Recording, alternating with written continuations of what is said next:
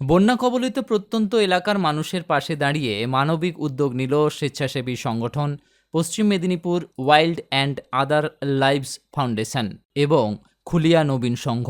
বন্যা দুর্গত মানুষদের মুখে একবেলা আহার তুলে দিতে এই সংগঠনের উদ্যোগে আয়োজন করা হয় বিশেষ ত্রাণ কর্মসূচি। গত 23শে আগস্ট রবিবার বিষ্ণুপুর এলাকায় এই কর্মসূচি অনুষ্ঠিত হয়। বন্যার্ত মানুষদের পাশে দাঁড়াই, একবেলা আহার পৌঁছে দেই, এই বার্তাকে সামনে রেখে বন্যা কবলিত ও অভাবী মানুষদের পাশে দুপুরের খাবার বিতরণ করেন সংগঠনের সদস্যরা। এদিন নির্দিষ্ট এলাকায় রান্না করা খাবার প্যাকেট করে বন্যা দুর্গত সাধারণ মানুষের হাতে তুলে দেওয়া হয়।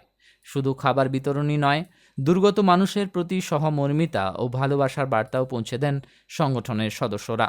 এই মানবিক উদ্যোগে এলাকার বহু মানুষ অংশ নেন এবং সংগঠন দুটির প্রতি কৃতজ্ঞতা প্রকাশ করেন। কর্মসূচির শেষে সংগঠনের পক্ষ থেকে জানানো হয়, মানবতাই হোক আমাদের পরিচয়, সহযোগিতাই হোক আমাদের শক্তি।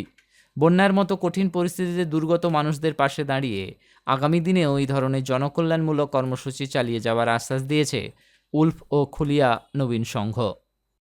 বাচ্চা আছে, বাচ্চা আছে, একটু দেখা ই করো। হ্যাঁ, ছজন তরুণ বর্মন।